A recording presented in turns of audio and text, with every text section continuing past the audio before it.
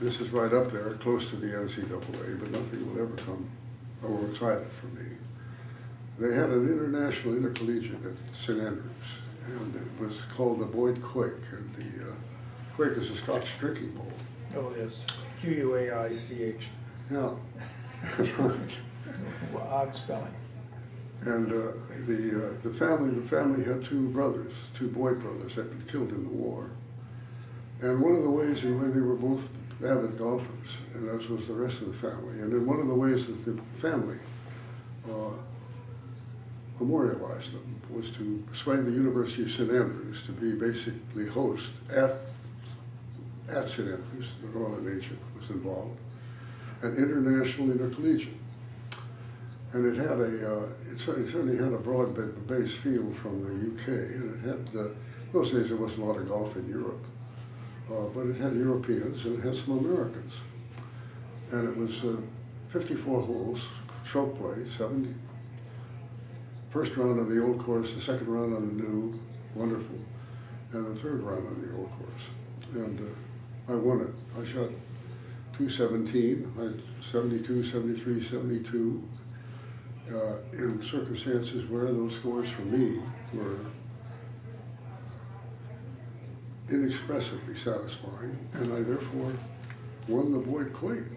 And boy, in a setting like that at St. Andrews, the evening, the Quake, each of us, I got a little model of the Quake, which I treasure. The Quake itself, there was a bowl about like that. And we had a dinner celebration at the field, which was wonderful. And they filled that Quake with port.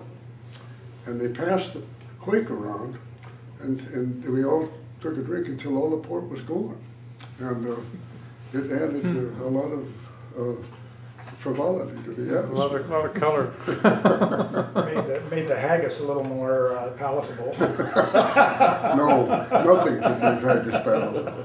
But apropos of Maynard, in the final round of that, Maynard was then at Princeton, and he and a Princeton friend were over there, and they were playing in it. And Maynard and I were paired together in that last round. Really? So that's how I came to know him. And it was a significant introduction from my point of view to have had Maynard with me when that development happened in my life. Fast forward a bit. You, after successful, or at the same time perhaps as your successful law career was unfolding, you developed an association with the USGA and eventually became president. So could you speak about how that process took place? It's another mystical development in my life without any questions. It developed because I had not yet, yes I was.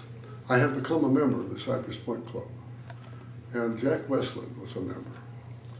And Jack Westland was then and still is, I think, the oldest person ever to win the amateur championship. He was 47 when he won. Very, very, very good golfer. And he had an experience. He had been on the executive committee of the USGA, and I just have to surmise now. But the fact is that I believe that without saying anything to me, Westland thought I could be useful. And he began to identify me.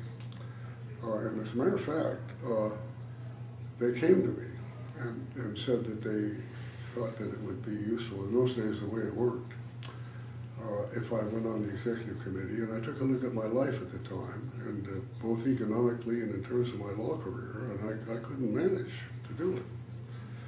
So with a great deal of reluctance, I passed it up, and incredibly enough, about 10 years later, they came back to me. And then by that time, I was able to organize and handle it. So I got onto the executive committee in 1972. And I had 8 years, and they were wonderful. being involved with the governance of the game for me, and then to end up as the president.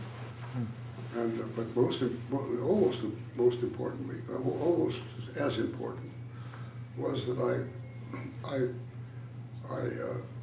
was on the championship committee for 6 years, and I was chairman of the championship committee for 4. Those days, the chairman of the championship committee wasn't really a committee; it was the chairman. The other members didn't figure very much in what we did, but we set up the golf courses. We didn't, and we had something to do with their selection. So I had 2 years of experience as a member and 4 years as a chairman setting up open golf courses, and how fascinating that was. And as you may know or may not know, you know the 1974 Open at the Wingfoot was a watershed open. I love that golf course, and I had the very strong sense that what we needed to do was to identify the best players in the world. Couldn't do that without giving them the effective challenge. And I participated actively in the setup of Wingfoot. And I think the scores the first day, I think the average score the first day was about 78. And you would have thought an atom bomb had fallen on the place. And in those days, there were terrible tensions from the players' side.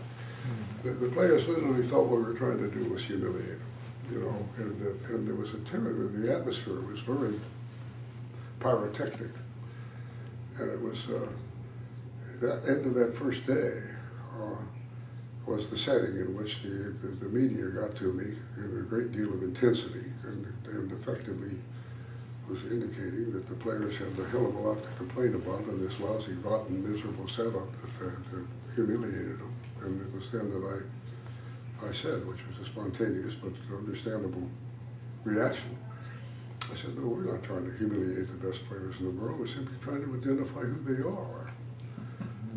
And that's what we were doing. And the fellow named Shap, I can't spell his name, but he wrote a book called Massacre at Wingfoot. S-C-H-A. Yeah. Was it Dick Schaff? No. Dick Schaff. Yeah. And the happy fact is, and I didn't have any question about that setup. I thought, come on, you guys, if you can play, you want to be the best player in the world, identify as being among the best players in the world. You ought to be able to handle this golf course. There isn't a hole on which you couldn't make a birdie if you played it as well as it could be played. And if you don't play it well, you're going to have a tough time, and so go play.